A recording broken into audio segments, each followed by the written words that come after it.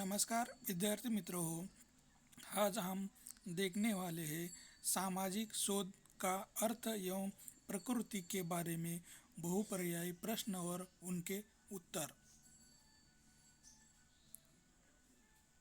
सामाजिक अनुसंधान का उद्देश्य क्या है? इनका सही जवाब है सी, सैद्धांतिक और व्यवहारिक उद्देश्य है। अगला प्रश्न है, सामाजिक अनुसंधान निम्न में से किस प्रकार की प्रक्रिया है?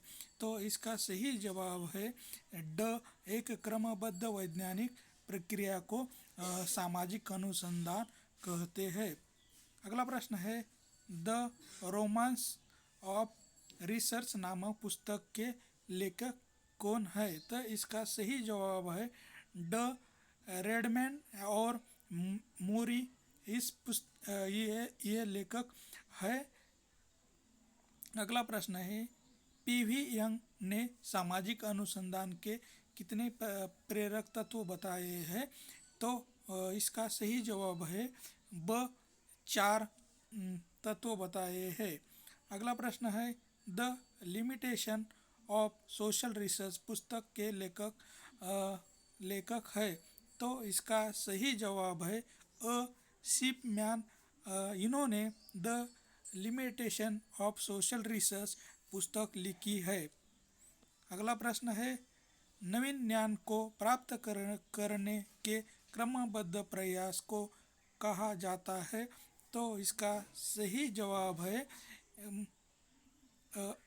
ब, अनुसंधान कहा जाता है। अगला प्रश्न है, किसने कहा है कि समाज वैज्ञानिक सामाजिक अभियंता के रूप में सामाजिक समस्याओं के समाधान में महत्वपूर्ण योगदान दे सकता है? तो इसका सही जवाब है अ, मुजुमदार ने कहा था कि समाज वैज्ञानिक सामाजिक अभियंता के रूप में सामाजिक समस्याओं के समाधान के लिए महत्वपूर्ण योगदान दे सकता है, ऐसा मुजुमदार ने कहा था। अगला प्रश्न है, एक साथ रहने वाले लोगों के जीवन में क्रियाशील व अंतर्निहित प्रक्रियाओं का अनुसंधान की सामाजिक शोध है, किसका कथन है? तो इसका सही जवाब है ये कथन बोगार्ड्स का था। अगला प्रश्न है, मेथड्स इन सोशल रिसर्च पुस्तक के लेखक कौन है? तो इसके लेखक है गुडे और हार्ट, ये इस पुस्तक के लेखक है। अगला प्रश्न है, सामाजिक प्रघटनाओं का व समस्याओं के संबंध में नवीन ज्ञान प्राप्त करने के लिए नई व्यवस्थित खोज की सामाजिक अनुसंधान है, किसने कहा है? तो इसका सही जवाब है मेजर ने ये कथन कहा था। अगला प्रश्न है, सामाजिक अनुसंधान का प्रेरक तत्व है। तो इसका आंसर है सी, अज्ञान के प्रति जिज्ञासा प्राप्त करना सामाजिक अनुसंधान का प्रेरक तत्व है। अगला प्रश्न है, सामाजिक अनुसंधान का कौन सा सैद्धांतिक उद्देश्य नहीं है? तो इसका सही जवाब है नियोजित परिवर्तन करना सामाजिक अनुसंधान का उद्देश्य नहीं है, लेकिन सामाजिक अनुसंधान का उद्देश्य है ज्ञान की वृद्धि करना, भविष्यवाणी करना और तथ्यों का स्पष्टीकरण करना, ये सामाजिक अनुसंधान का उद्देश्य है। अगला प्रश्न है, सोशल रिसर्च पुस्तक के लेखक है। तो इसके लेखक है लुंडबर्ग, सोशल रिसर्च पुस्तक के लेखक है। अगला प्रश्न है, जिज्ञासा मानव मन को मौलिक गुण है ये एवं मनुष्य के पर्यावरण की खोज हेतु एक बहुत बड़ी व्यापक शक्ति है, ये कथन किसका है? तो ये कथन पीवी यंग का है। अगला क्वेश्चन है, भौतिक घटनाएं परिणामात्मक होती है जबकि सामाजिक घटनाएं गुणात्मक होती है। अगला प्रश्न है, प्राकृतिक घटनाओं के विपरीत प्रकार की घटनाओं को किस नाम से जाना जाता है?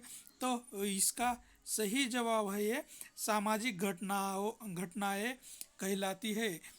अगला प्रश्न है मिथ्या झुकाव तथा पूर्वाग्रह सभी विज्ञानों में जटिलता पैदा करने वाला कारक होता है।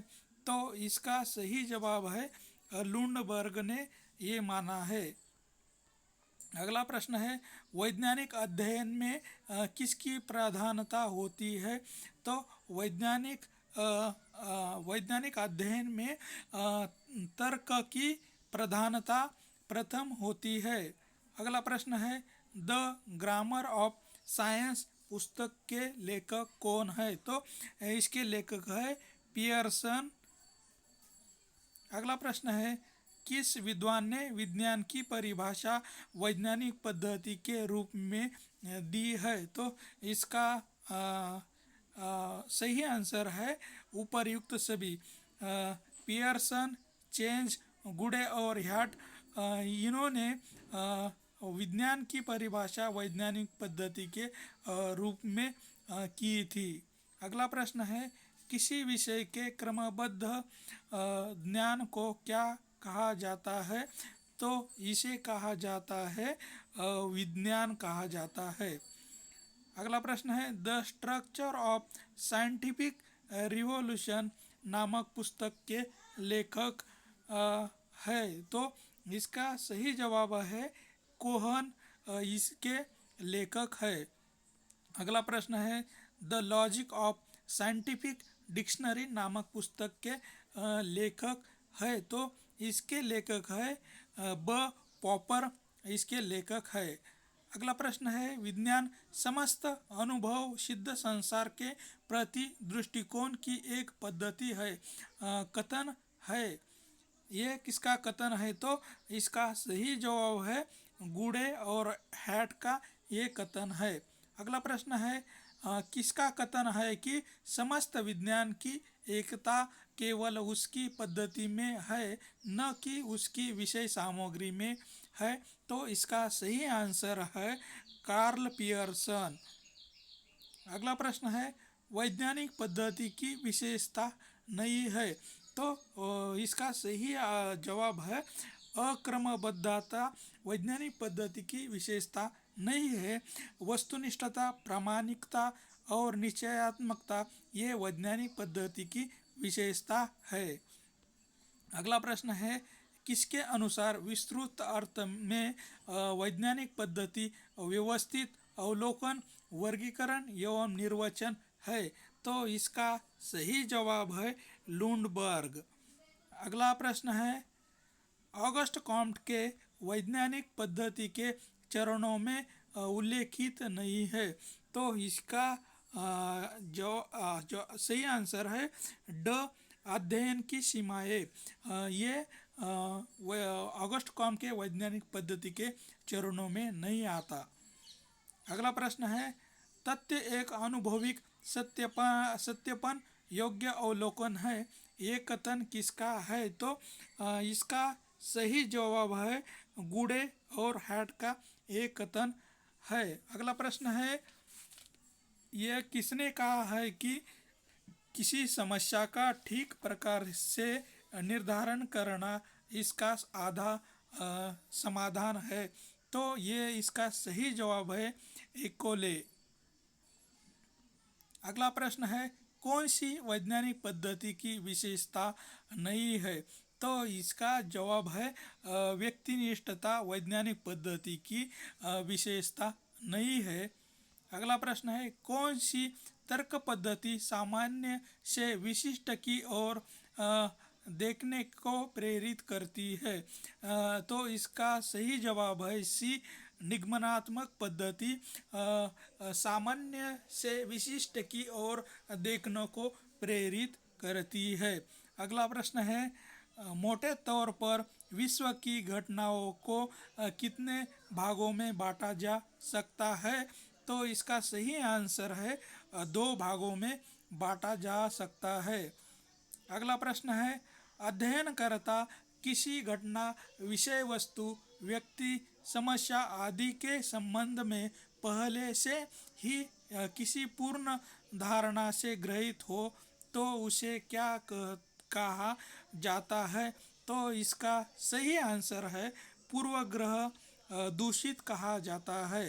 अगला प्रश्न है किसने कहा है कि वस्तुनिष्ठता निष्पक्षता से प्रमाण का परीक्षण करने की इच्छा और योग्यता है? तो इसका सही जवाब है ब ग्रीन ने कहा है कि वस्तुनिष्ठता निष्पक्षता से प्रमाण का परीक्षण करने योग्य है। अगला प्रश्न है